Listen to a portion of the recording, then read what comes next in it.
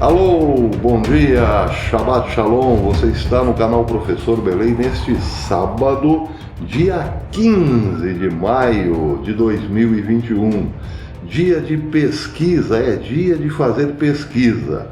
Hoje, Brasília estará lotada, já está lotada, são milhões de pessoas que foram a Brasília, ruralistas principalmente, e também os cristãos para a Marcha da Família e Liberdade, que darão total apoio a Bolsonaro. Brasília está lotada, Brasília irá tremer.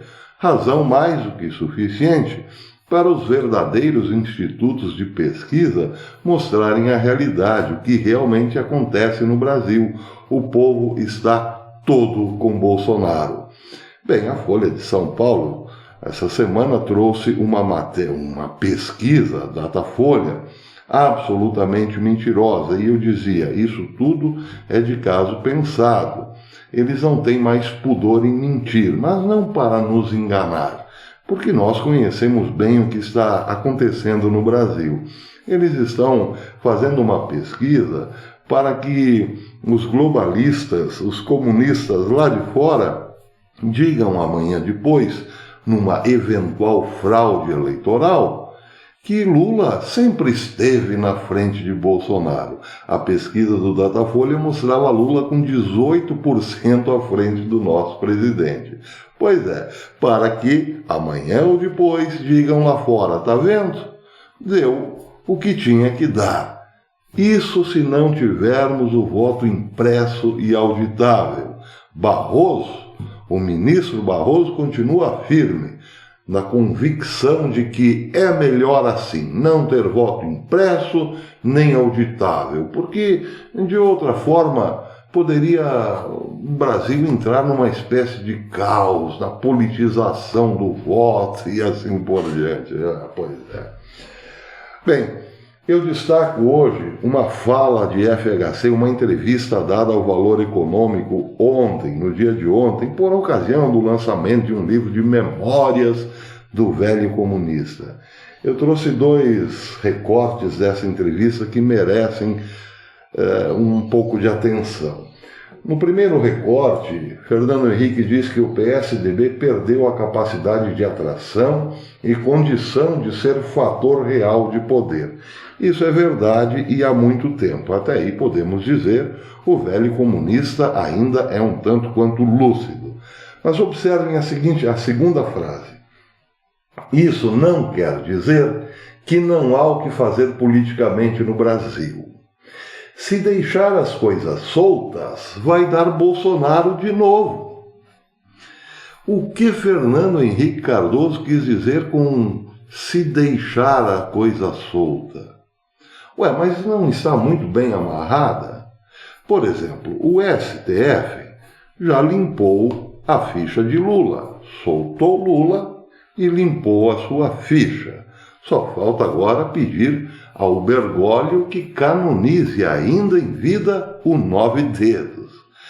A mídia, a grande mídia, é capaz até de mostrar uma pesquisa onde o 9 Dedos aparece com 18% à frente do presidente. E parte de senadores, aqueles mais conhecidos por um passado um tanto quanto nebuloso, estão numa campanha, num palanque político para derrubar Bolsonaro sob o título de CPI da Covid. O que mais falta? Pois é, mas Fernando Henrique acha que tem que apertar ainda mais a coisa. É uma frase para ser estudada. Se deixar as coisas soltas, vai dar Bolsonaro. Respeito quem teve voto. Se ele está lá, é porque teve voto.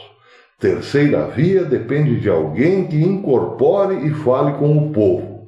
Não é só ter ideia ou incorpora em alguém e personaliza ou não existe.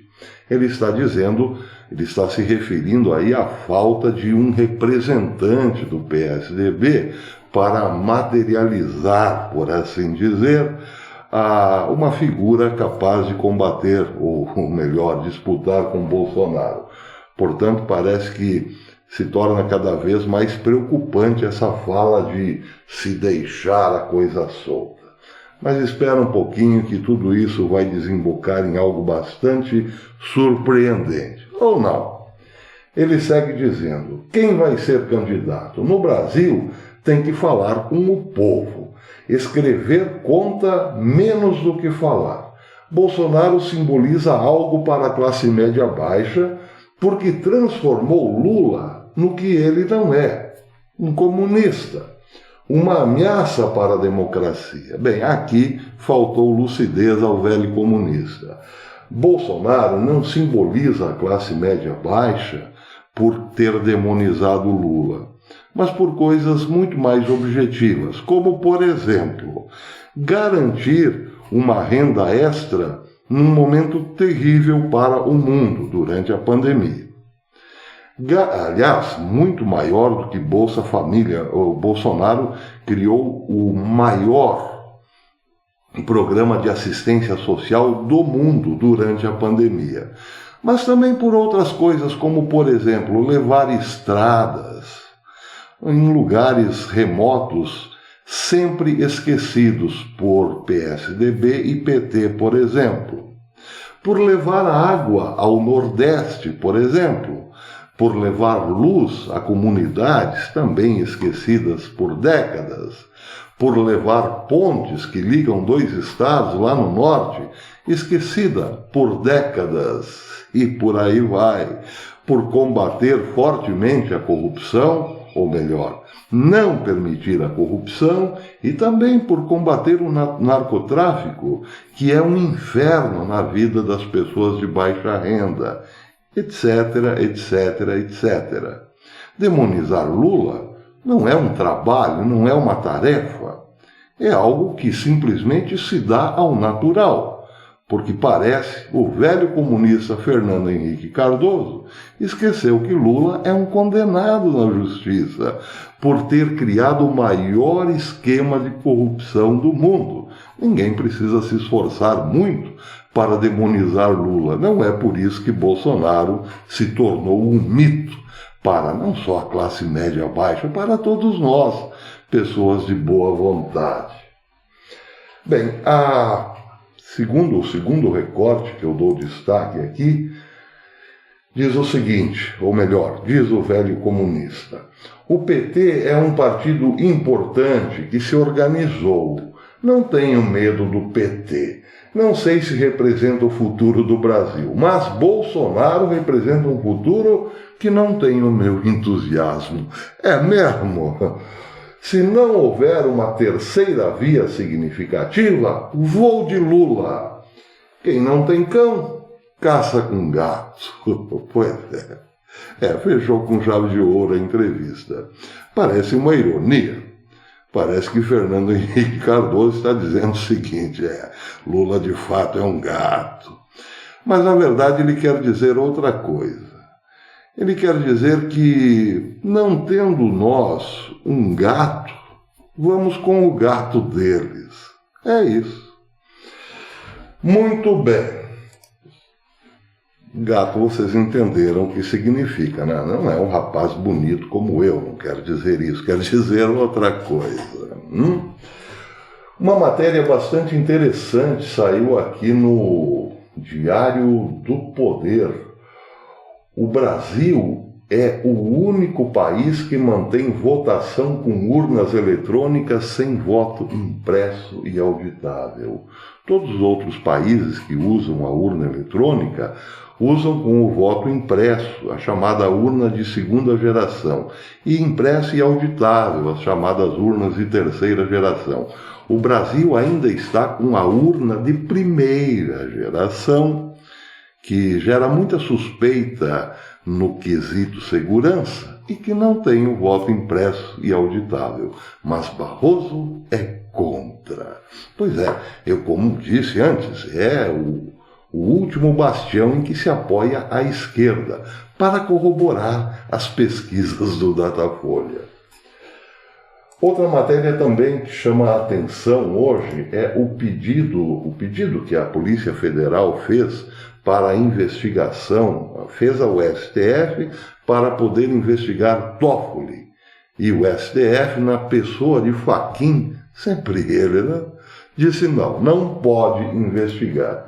Acontece que o Toffoli é suspeito, segundo uma delação de Sérgio Cabral, de ter favorecido 2 prefeitos fluminenses quando esteve no STE de 2012 a 2016. Segundo Cabral, Toffoli teria recebido 4 milhões para limpar a barra desses 2 prefeitos fluminenses que estavam com investigação no STE. Aí a Polícia Federal pediu autorização ao STF para investigar o ministro Toffoli. E Fachin disse ontem, não. O ministro Fachin do STF decidiu na sexta-feira indeferir o pedido da Polícia Federal sobre a abertura de um inquérito para investigar supostos repasses ilegais ao ministro Dias Toffoli. Foi determinado por Fachin a proibição por parte da Polícia Federal de qualquer ato de investigação a partir da delação do ex-governador do Rio, Sérgio Cabral. Abre aspas. Determino que a autoridade policial se abstenha de tomar qualquer providência ou promover qualquer diligência direta ou indiretamente inserida, ou em conexão ao âmbito da colaboração premiada em tela, até que se ultime o julgamento antes mencionado, etc. Pois é, aqui Fachin perdeu a chance, uma boa chance, de, digamos assim, anular as nossas suspeitas. Se deixasse a Polícia Federal investigar o que tem que investigar, o resultado poderia ser muito bom para o STF, uma vez que a polícia não encontrasse nada. Não é mesmo? Pelo menos não teríamos essa sensação de que há algo podre no reino da Dinamarca. Pois esse é o Brasil, né? Vamos combinar que ainda tem muita coisa a ser feita. Bom, para fechar, para terminar, ontem eu falei da espetacular ação das Forças de Defesa de Israel ao sugerir que entraria em Gaza, que uma força terrestre entraria em Gaza. Bem, o resultado foi o seguinte: a mídia, isso para quem ainda não conhece a história, a mídia internacional jogou a notícia no ar e os militantes do Hamas foram para os túneis. São quilômetros, ou pelo menos eram, quilômetros e quilômetros de túneis que permitiam que o Hamas depositasse suas armas, também fizesse pontos de observação e de inteligência, além de ser naturalmente um caminho para avançar em Israel. Acontece que as tropas da Força de Defesa de Israel não entraram em Gaza, ficaram na fronteira, só olhando. Aí os militantes do Hamas, esperando, já frustrados com a não entrada das forças israelenses em Gaza, resolveram sair dos túneis. E nesse momento, o serviço de inteligência, os voos de reconhecimento de terreno acabaram mostrando onde estavam as aberturas dos tais túneis. E daí aconteceu algo espetacular. 160 caças israelenses despejaram toneladas de bombas nas bocas desses túneis. Ainda não se sabe bem o grau de destruição e quantos terroristas do Hamas foram mortos. Mas hoje uma explicação bastante interessante do Israel National News. Ele diz o seguinte: infantaria, artilharia e tanques foram movidos em direção à fronteira das forças de defesa e o Hamas acreditava que Israel estava prestes a iniciar uma invasão terrestre. Como resultado, o Hamas enviou seus combatentes para os sistemas de túneis subterrâneos sob a cidade de Gaza. Na noite de quinta-feira, as forças de defesa trouxeram 160 aeronaves e lançaram 450 bombas contendo mais de 80 toneladas de explosivos, atingindo 150 alvos terroristas em 35 minutos.